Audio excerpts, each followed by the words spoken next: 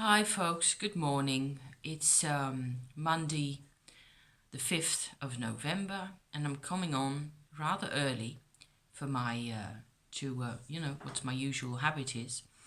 And I have had breakfast, but I'm not quite awake yet. But I've had a bit of an adventure, so I want to talk about that. It's of course all to do with the root chakra still, and that's why I'm at it rather early. I haven't even had coffee yet. I'm parched still. So I hope this will work. How it went was that, and the reason also why I'm posting this is that it has everything to do with probably for other people as well, with headaches and migraines and that type of stuff. So the relationship between headaches and the root chakra is what I'm interested in at the moment.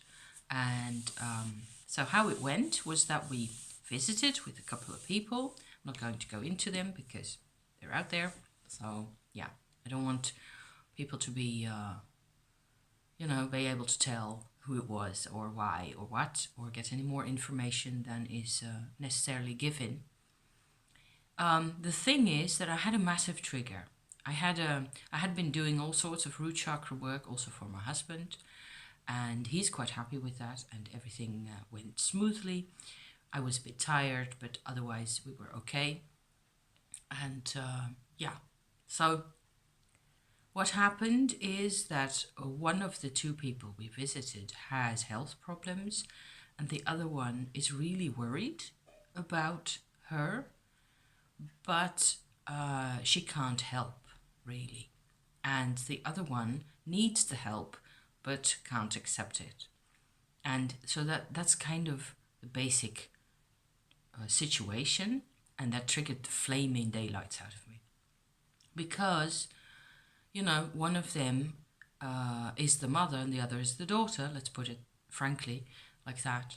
And the daughter needs the help, wants some type of support that she's not getting because the mother doesn't know how to give it. And what strikes me from the stories and the history that we know of those people and the things she told us herself, the mother that is that she herself hasn't really had that type of help from her mother either back in the day. So there's a pattern. There's a repetitive pattern, obviously, through the generations, right? And I was badly triggered because the younger person there, the daughter, was really angry and upset and feeling pretty helpless and abandoned, and all that just, it just went straight into my system, and I went, ugh, it was difficult. So I wasn't even really aware of that, of all this in so much detail at the time, Saturday evening. And we just went, we were pretty friendly with each other and more or less normal, I suppose. Nothing to complain about. And we went home and had another cup of tea and went to bed and all that. And I felt like I am going to develop a headache or something's going to happen here. And the next day, Sunday, yesterday, we went to the woods. We had a magnificent walk in the woods. We gathered mushrooms, probably the last beautiful boletus mushrooms of the season. So yeah, it's still very nice to find some. And there were a lot of fly caps, also pretty ones, but not that many mushrooms over here in this part of the world in this season in 2018.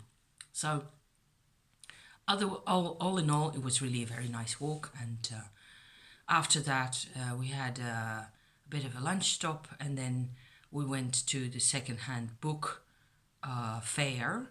That's every first weekend of November in that village that's quite close to our own. And we shopped around for books for another couple of hours, which was great because we always go there, and every year we have tremendous fun digging out all these treasures. And so both of us, we come home with two big piles, or at least. So that was fun. And by the time I got home, I had a headache and I was just not feeling well. And I was so tired, and I still had to make some dinner. So I prepared that. My husband helped me.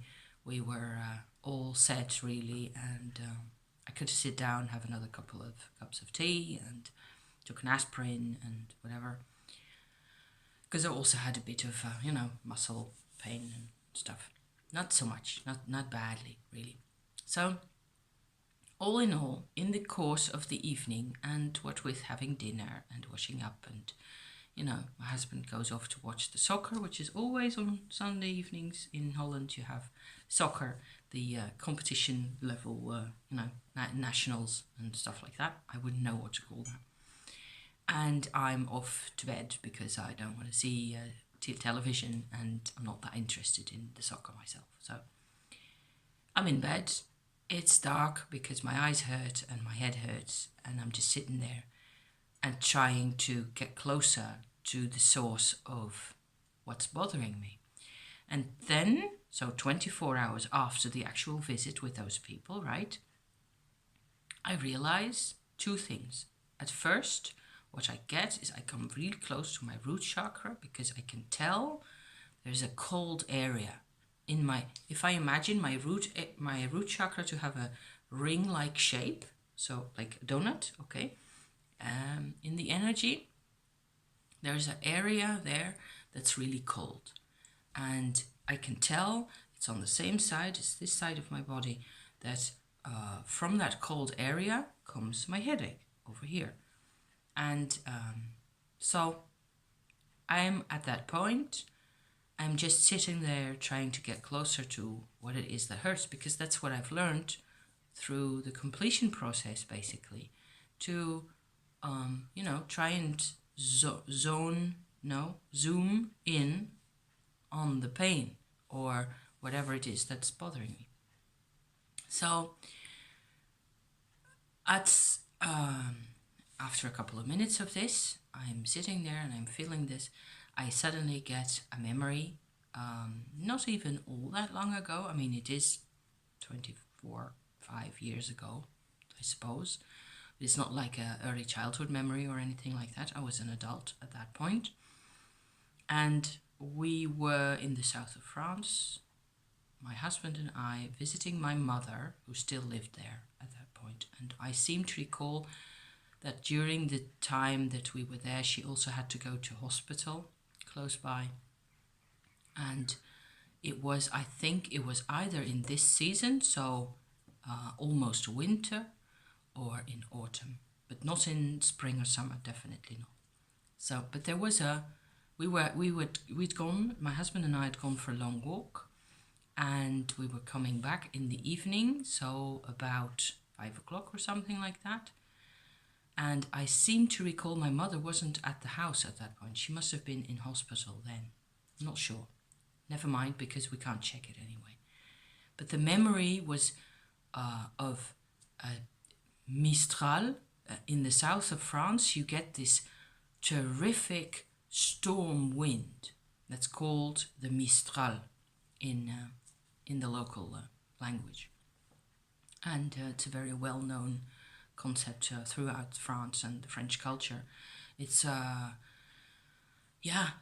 non-abating type of very strong wind, and it can depend a bit on how strong it is or where exactly it comes from the north, I suppose, northwest.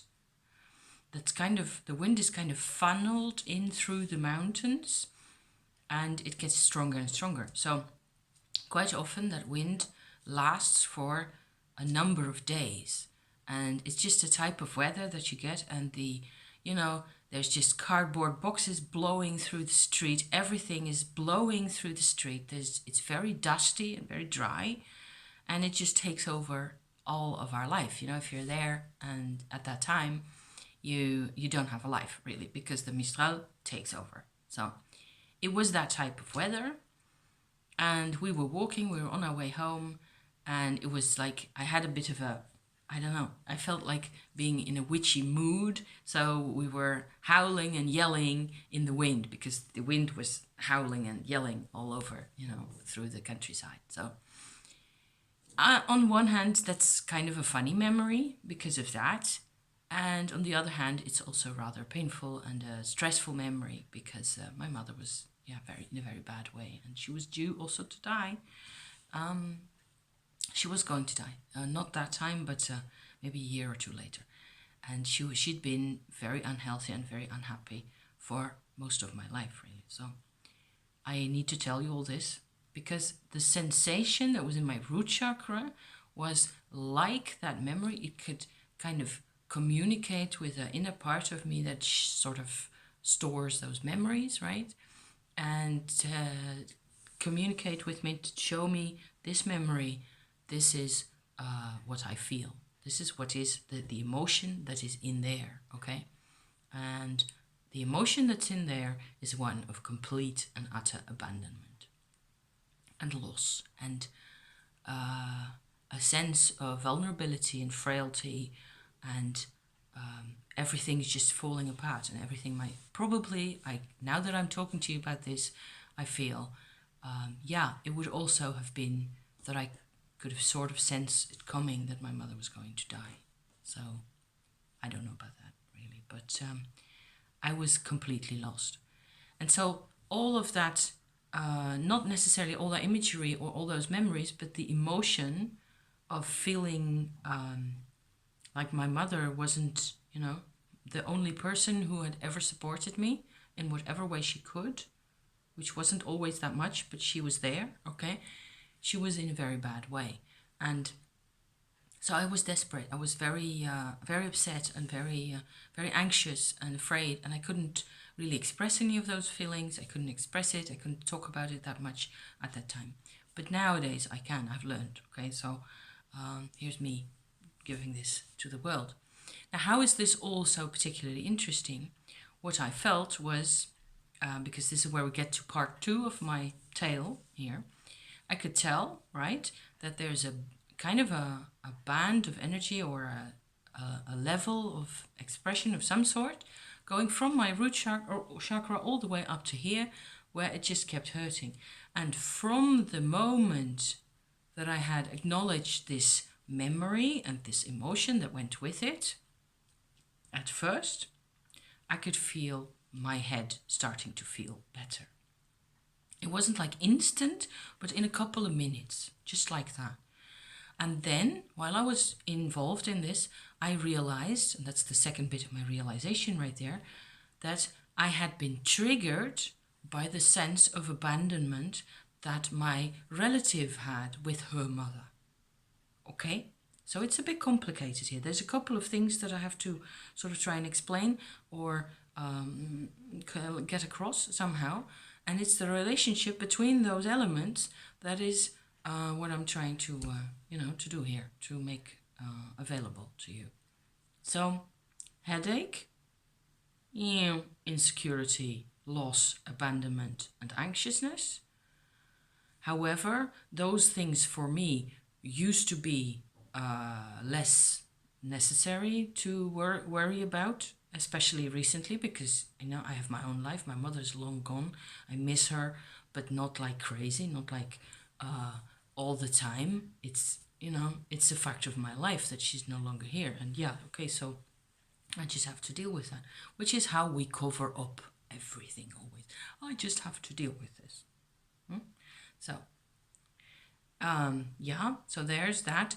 However, the fact that my relative was in such stress and pain and confusion herself, and some of that had been conveyed, of her situation had been conveyed to us by her mother, rather, before our cousin came over herself. So she didn't really even talk about her own situation all that much, but she could see that we had heard about it, and she's got high blood pressure and stuff like that. It's so I can see how she feels, and of course now, because I have the same pattern with my mother of being just thrown headlong into a situation, and you're a child and you can't change anything, and you just have to cope with it, right, somehow. Gloop. I have to gloop. I have another mug here because so I'll be glooping. Acknowledging the emotion for me meant that my headache, it's even still now not completely gone. It's still a bit of a, not, yeah, like this. It's not that bad anymore. It's like 5% of what it was like yesterday evening over here. Anyway, this morning, having realized that all that, I had gone to sleep. I'd read. I could even read after this. Before I couldn't read because my eyes hurt so much. My eyes were watering and all that.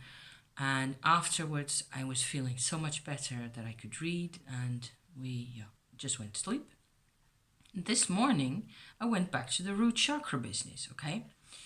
And suddenly, I just kind of felt, if I have all this Shakti energy now, how about I try to get the Shakti energy to go into, not into the middle of the chakra and up into my body as it always does, but into the chakra itself, if that makes sense. I have no clue how to say how I did this, but I suppose it worked. It feels more or less like I was there with the energy and I could just sort of tell it to not go any further, to this is where you're supposed to go, okay? That's more or less what I did. I kind of fenced it in and I made it go into the donut itself, if you catch my drift. And in there, I could still see, okay, there's this portion of the donut that has all this heritage and all this, because my mother had the same problematic history with hers. So that's what I'm putting out there, is we inherit stuff that other people have also inherited.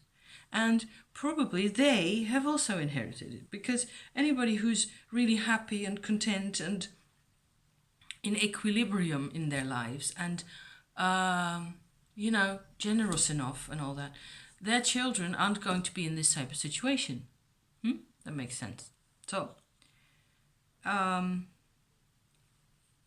I could see that getting the Shakti energy to go into this area and sort of that it was, it could kind of work in there as well. And it feels great. It really feels much better. And I suppose I'll have to do it a couple more times, or I'll have to maybe progress to another level with this. And it still feels weird, because somehow the Shakti energy is supposed to go into your body and into, just go run on like a locomotive into the greater systems of life. And in this case, I'm sort of fencing it in to go into a region that is like yay big, okay? So marble size, and it has to go in there and do the thing, do the healing work, or clearing out the blockages or whatever it is that's really there. And I can feel it. I can feel that it sort of reestablishes everything in that part of me. And I'm also quite surprised at how clearly I could see that in the root chakra itself, in the donut, everything that we are physically and the way we move, there is parts of the donut that are connected to our hip articulations and our legs and our feet even. There's like a connection going like that. And so that determines how we walk on this earth, right? In all sorts of ways, also physically and also emotionally. It sort of sets the ground, literally, for what it is that we can do. So from then on, there's a little more. I kind of figured that when a child is born, I talked about this earlier, that the child is born and it gets its own grounding, its earth line, right? The moment it is born, it gets its horoscope the moment it's born, and also it obtains its own energy flow. So it becomes connected to its own Shakti connection to the earth right there when it's born, okay? Whether it really puts its feet on the floor or not, it's just, it has become separated from its mother. And I suppose at this moment that the what really happens is that the pattern that we have on our bellies around the navel, where we were connected to our mothers, right? I can feel that there's also, that's the same type of donut. It's not really a chakra, the navel area, but there's a lot of sensitive patterns right there, okay? And if I go like this, and this is my belly button right there, there's these little areas right here, where probably this side would be my father's side. Haven't gone there yet. Maybe we will. These are the same sensitive areas and the same areas of lack, deficiency in energy, right? That I have in the root chakra donut. It's the same pattern. It feels slightly different because it's much older. And what I think happens is that the energy patterns that we develop while we are in our mother's bellies, with the navel and with the umbilical cord right there, all that manifests in our bodies in a particular pattern of energy, and that pattern is copied into the root chakra, and in that way we just continue the same growing up, we continue the same development, the same style, the same needs, the same, resentments, the same problems, everything just maintains like that, in that way. So maybe this is of interest to some of you or to anybody out there. I hope so, because I find that I can't stand not, having to take aspirin the whole time because somebody's trying to, drill a hole into my nut. No, thank you. I don't like that. So I've had headaches. My parents have had headaches. My grandparents have had headaches for as long as we can remember. And it's, I suppose, each time I just try very hard to treat it like it's a problem that wants to be solved. I like very much to look at it like I would just fiddle at it and, niggle about with these things until there's something that helps or some type of, and I will use the Shakti energy for that if I can. So there you go.